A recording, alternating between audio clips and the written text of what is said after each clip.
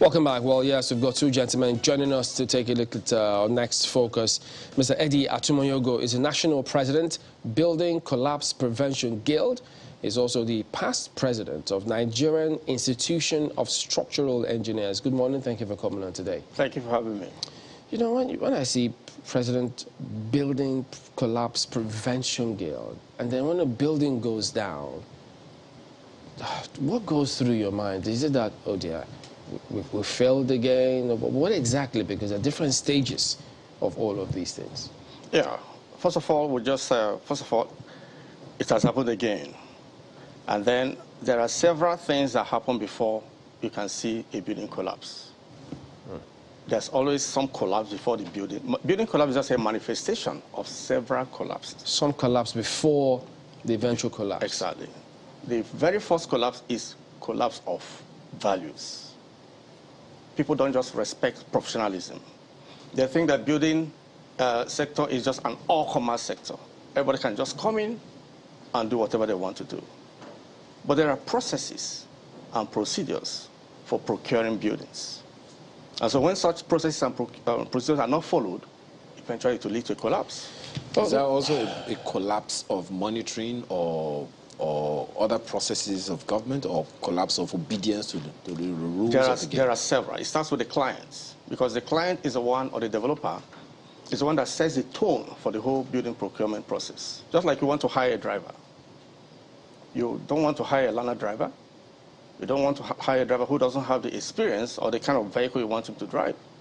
So when a developer hires an inexperienced or quacks to handle designs of building, of course it will collapse. But you know, why some of these things are just, many people can't relate with it. Is some, even though it's not right, think that, well, if it's a bungalow, if it's a duplex, if it's a three-story building, something, they could do certain things in different ways. But when it's a 7-story building, in fact, 4 days before that time, there was a tweet by some persons who saw a layman who are not professionals. They thought, look, they were calling the attention of the authorities that something is wrong here. This, if not checked, is going to collapse. And that was just someone who's a layman, who is not any professional, who saw that. So how then is it that the regulatory bodies, the professionals, didn't even see it? No, that building was flagged. In fact, that building was sealed in February this year by the Fiscal Planning Ministry in Lagos. But somehow they continued. They continued. Even the commissioner was expressing his helplessness yesterday on television, that they came with police, and the man had his own policemen. Oh. And so they refused enforcement. So that's what I'm talking about, collapse of values. The policemen of the developer resisted the policemen of the ministry. So if the ministry that is empowered to monitor and regulate what is going on is being resisted from carrying out their functions, then what are we going to do? I'm confused. So we have a state, the authorities, who were supposed to permit the building to happen and control the entire process, being resisted that the person who was given permit or authority is like a child saying to the father, I'm not going to allow you to enter your house. Let me shock you. That building has no permits. It doesn't have any permits. He applied for permit, but he has not been granted permit, and he was building. And then when it was flagged, and the state came to seal the place, he continued construction. And then when the state came with law backing them, they were resisted. So that's what I'm talking about. There's a lot of impunity going on. And the reason is because people are not being punished for gaming the system, for neglecting building laws. When they get away with it, then they will just keep on repeating the bad behavior. These kind of things are very heartbreaking, listening to them and then see what's happening, because there's several questions, from different places. You ask the state authorities, what did they do about it? Because those policemen, were literally violating and just sticking it in the face of the state government, because they were state agents who went there to enforce the ban, the stop work order, and they? Or was it just professionals? No. It's the state agents. The same thing happened when the General Road collapse happened. The man had his own policy. The same scenario. So we're talking about, before you see a building collapse, that's why I said there are a lot of collapse that happens along the path. Well, there are different levels. Again, now, assuming that those things, keep happening, these themselves, do they do anything? Because if your colleagues are found in those kind of scenarios, isn't there a means or a measure to sanction them such that people will know and say, no, this person here, who is supposed to be, quote unquote, maybe a structural engineer or something, has been flagged by his professional colleagues, so I can't afford to touch him from a distance? Okay, speaking for the institution of structural engineers, till date, no member of the institution has been involved in any building collapse. Now, Current is empowered to punish engineers who, produce faulty design and leads to collapse. All right? But it's not just faulty design that causes collapse. At times, it could be monitoring. It could be non-adherence to professional advice by the developers. They just neglect advice and just do whatever they want to do. It could be issue of not having comprehensive soil tests. So there are a gamut of causes of building collapse, not just from the professional side. Is there something that your guild could have done to prevent this? The only thing our guild, what we normally do, really, is to flag. We have a platform where Lagos State government officials are also part of the platform, and those that take decisions concerning the procedures are in that platform. So we flag a lot of buildings. And when we flag it, we expect the Lagos State government officials to visit such sites and make sure that the right thing is done. How frequently has that happened, and what have been the results? I know we need to go to Abuja to talk to the other guys, but how frequently has that happened, and what have been the results? That has been going on. That has been going on. But the problem is that even Lagos State government does not have the manpower, the required manpower. There was a time we carried out a study, and we found out there were about 55,000 construction sites. Out of that 55,000 construction sites, only 20% had one form of professional or the other involved. Now, the whole of Lagos State staff, not just the Ministry of Physical Planning, cannot even monitor such construction sites. So what does that mean? The other 80% had no professionals involved. No professionals involved. Out of 55,000 sites. And so we have been on this case of collaboration with Lagos State government, because we have members in every LCD in Lagos. And we are willing to deploy such members to help Lagos State to monitor, all these buildings. And then we have been on this collaborative effort to collaborate with them so that they can empower, because you can't just visit people's sites and begin to enforce when you don't have the law backing you. But there has been this dragging of feet over the years, and, it's leading to more collapse because they don't have the manpower to do this. But wait a minute. Why is it that 55,000 sites, only 20% have professionals? Is it that professionals price themselves out of being, called upon to do the job, or what? No. Because developers prefer to go and patronize monkeys. Why? Because they don't want to pay the fees. Are the fees too exorbitant? And not exorbitant. At the end of the day, when you invite monkeys, you get, bananas. That's exactly what's happening. So that's why I said there is a collapse of values. And until we get back to doing the right thing, it's not a question of will it collapse, it's just when will it collapse. Mark, Well, Chamberlain, some really scandalous revelations coming from the studios there in Lagos. But it's so sad to note that as in Lagos, so also it is here in Abuja and even in Kano, which we saw about 5 days ago. Let me quickly introduce our guest here. Engineer Peter Osarojon Igbinijesu is the president, Nigeria Institution of Structural Engineers, which is a division of the Nigerian Society of Engineers. And he is also a fellow of the Nigerian Society of Engineers and fellow Institution of Structural Engineers. Good morning and welcome to Sunrise Daily this morning. Thank you very much. Thanks for having me. Really, really hard to swallow some of the things that we have heard, because this is not a case of it wasn't seen. It was seen. The regulators were there. They sealed the building. The people involved refused to comply. They even resisted the officials who came with, the law enforcement agents. So the question is, what else should we be doing? Because everything which we would normally recommend, or people should raise an alarm if they see something, say something, almost every single box has been ticked. Yet, 2 people have been left dead as a result of this building collapse? It's a total negligence on the part of those who are involved in the process. And the fears we are expressing is that even though you flag such buildings, you carry out the necessary procedures to enforce the law that there's no continuity. But because of the stubbornness in us, once you turn your back, you see the work going on. So we need to be persistent. We need to be constantly persistent to ensure, because people who come to work on such sites are not inside that building. They come from different locations, they move in. If we are consistent and persistent in enforcement, I'm sure what happened will not have happened. So we need, as individuals and even as a community, let us all get involved in all this. Look, your building has been flagged. You cannot continue work. You are bringing danger to our environment.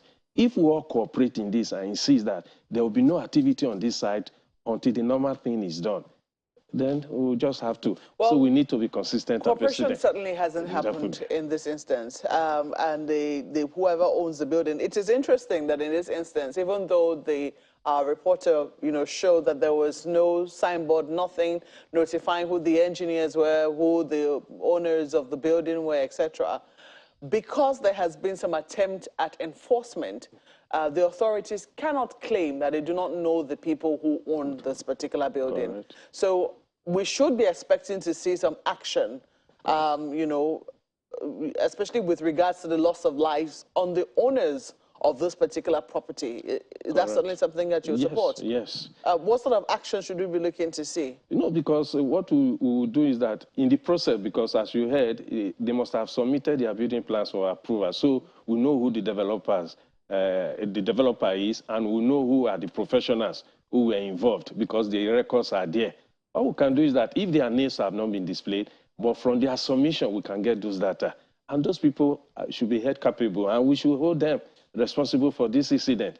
And in the process whereby the building was planned and they continued work, then the onus is on government that, look, we have your records, because these are the people you brought to us that were involved in this design and supervision of this project. We can reach them, even though as law provides that the name should be displayed on the notice board, but they were not. But the records through the submission of their documents to the approving authorities, we can get those facts and pursue them. Very, very. Well, I did say, oftentimes there's always a lot of focus on Lagos, and rightly so, because, you heard your colleague there in Lagos, he said 55,000 active sites. That's quite a lot happening. But Lagos is not the only place, and Lagos does seem to be doing something about it anyway. Yes. What is happening here in Abuja? Only a few days ago, we heard the building collapse in Kubwa. Yes. And, it was, let's say the silence was loud on the part of those who ought to have been speaking up as to what exactly happened at that particular site. Yes, because that particular site was so unfortunate that it was a case of change in use. Because apparently what that structure was meant for was not what was being, it was being developed for a completely change in use of that building. And it's so unfortunate, as you rightly said, there were some fatalities. We just pray that they are so rest in peace. What we are saying is that there are procedures. If you are going to embark on any, originally you have a structure made for this purpose, engage the services of professionals to ensure that, look, I want to convert the use of my building to, in the case of Kubwana, a warehouse to a residential. Was it a warehouse? I think it was a complex. A complex, a mall. Those are the visuals now. Okay. Those are the visuals for the Abuja one. Yes, it is. It is a mall, and it's going to be converted to residential apartment. Yes. There are procedures.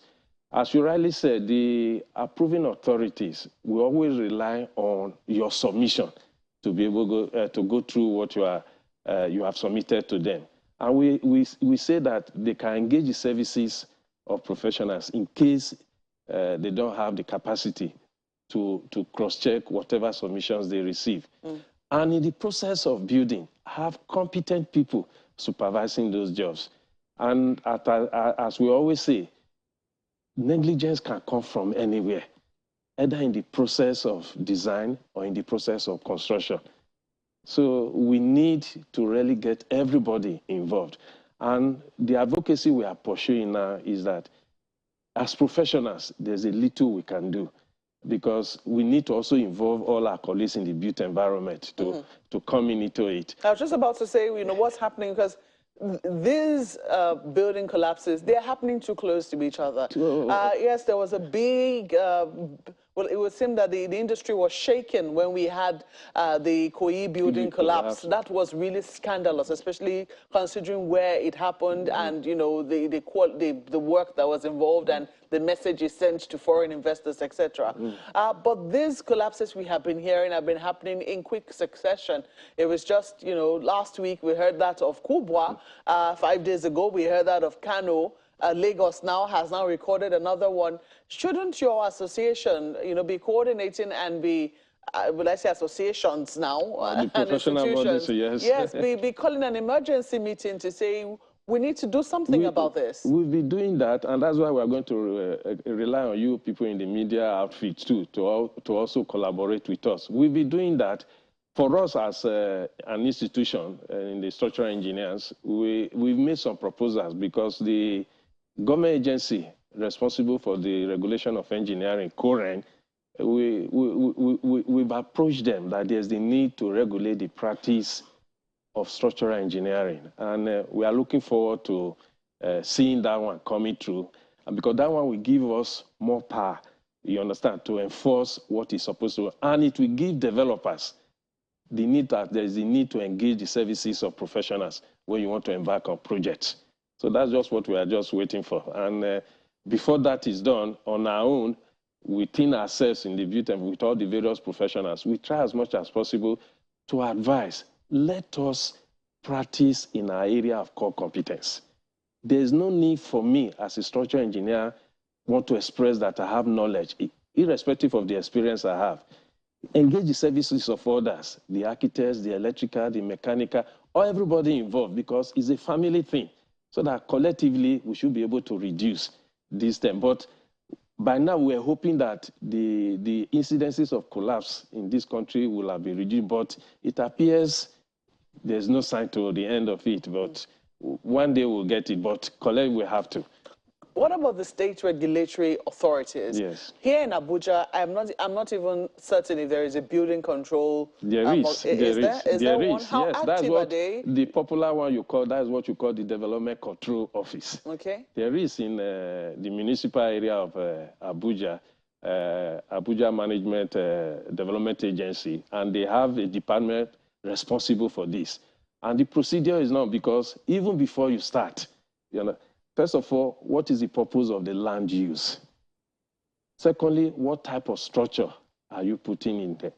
Then thirdly, have you been able to carry out all the necessary field work? And it is when you collate all the data from your field work, which all the professionals will use to give you a design that can withstand whatever condition that the soil will be able to bear. So there's a regulatory agency in Abuja, and it's popularly known as Development Control Office. They are. Yes. And how active are they? They are active, because if you go around cities, especially sites that are being developed, because the procedure is that for every stage of your development, you are supposed to contact them, seek their approval before you go to the next stage. So they are active, at least from the structures of buildings our members are involved in. They are active, and we are collaborating with them. But what we say, as I said earlier on, if your capacity in your office, if, for instance, they bring a complex structure, and you know that the staff you have may not be experienced enough to vet the submission you have received, we've always pleaded with them that you can outsource the personnel. You can involve people who are experienced to carry out this check for you, so that whatever observations you make, they can be named on the board. It's very necessary. Your colleague spoke about how your members of your organizations are almost everywhere. Yes, yes. How are you leveraging on that? And would you say that here in Abuja there is sufficient awareness to be able to get the attention of development control authorities where, of course, where the need arises? Yes, we are very much on ground, and everywhere we are. You understand? So Even the BCPG, which is spoken, they are everywhere. Even as an institution, we have branches everywhere. Even the one that happened in Kano, we sent our members there. But one thing we can do is that we try as much as possible. We are limited, you understand? So that is why I spoke about empowering us as an institution with CORE and passing the regulation for the practice of social engineering. There and there, we can go further than what we are doing now. Not only going there to just observe, but we'll collaborate to ensure that the proper things are done, the right professionals are involved, and we proceed. Let me flip this back to Lagos now. Gentlemen. Well, yes, indeed, Makwe, and actually it will be a very, I think at this point, the Lagos State government officials have just got to speak up about some of these things, because if narratives coming through, not really encouraging. If you have several building sites, 55,000 of them still trying to deal and internalize that, and only 20% of them have professionals. That's if that's not a red flag, I don't know what it is. But is there any indication from you, from what you've seen, that perhaps we are, say, this may not happen again? Is there any hope whatsoever? Because the pictures are really grim out there. Of course, we have to be very hopeful. We have made some proposals to Lagos State government. There are 3 key things we want them to do. The first one is when buildings are 3 floors and above, they should appoint external design reviewers, experts in structural engineering who will review these buildings, because there's something we call the 4th eye principle. A 4th eye will look at the whole thing and see whether there are issues with the design, so that at least you can tick that the design is good. Secondly, is to collaborate. They don't have the manpower to monitor all the sites in Lagos. They need the professionals to collaborate with them. We have made a proposal that we are ready to collaborate with them, but they need to empower us with law, back us with law, so that our members can enter any site, check what is going on, and then be able to flag to them to take action. And the second thing we'll mention to them hope is that they will stick to the rules and not demand some sort of gratification from persons, because we hear that story in different places. That is another issue. And that's why I talk about values, because if developers take responsible actions, we will not be having all this collapse. Number 1, appoint the right professionals. Number 2, obey the physical planning laws. Number 3, don't compromise the authorities. Number 4, don't use substandard materials. If you take all these responsible actions, then we can begin to see a decline. We got this, thing, kind of some information from Brookings Institute talking about estate intel, and they list something in the region of, quite a significant number of building collapses over the past 10 years or thereabout. But for instance, they listed that in 2011 we had the highest number of collapsed buildings in Lagos, 19. But hitherto, it's been on a gradual, decline down through the years, until last year, where we had just 3 collapses. 2020, we had just 2, perhaps because of the lockdown. But this year, we seem to have about, say, 3 or 4 already. So one is wondering exactly what could be responsible for this decline, and it would seem as if the figures are rising again. What did we get right in 2011 until 2021, and what have we begun to lose? Okay. In 2011, there was a massive collapse. The synagogue building collapsed, and people died, both nationals and international people. And then the Building Collapse Prevention Guild, in fact, that was when we rose up. We had a panel that investigated that collapse and came up with an expert report. And with that report, they were able to begin prosecution of the culprits. The case is still in court. But that collapse was so massive, and our report was so incisive, that people now began to, do the right thing. But the Nigerian thing, when something happens, everybody wants to do the right thing. When, after some time, the bad behavior will just kick in. So that's what I'm talking about, change of attitude, and also enforcement of laws. Well, it's not all Nigerians. There are many Nigerians who will always do the right thing all the time. Yeah, some Nigerians. I'm not saying, in every society you have the good, the bad, the ugly. Even in advanced societies you have the same thing. Yeah. But the issue is that the law will not allow that bad behavior to manifest. So we need to enforce our laws. From that 2011, nobody has gone to jail up to now. Prosecution is still on. Lekki Garden came and happened. Also, BCPG investigated, came out with an expert report. And then, nobody was prosecuted, but at least there was a kind of a deal, and people were made to pay, those that died and all sorts of things. So after some time, when people notice that laws, nobody has gone to jail, of course, the bad people will come up again. If they see that they can get away with some things, they will continue in that trend. So that's why impunity rose again, and that's why you're having a rise in building collapse. Is there a role for the people in all of these? I know that people are not professionals and all. There are those who would also want to get one, Kechi or Emeka or Ali somewhere to go, do some stuff for them in the rural areas because of what Chamberlain mentioned the other time, exorbitant professional fees. But is there a role for the people? Possibly. Okay, possible. But he's here. I mean, he will validate. There are no exorbitant professional fees. Well, there are fees, and hey, if you consider that you're going to buy X amount of... Anyway, that's not the question. The question is there a role for the people in ensuring that proper things are done?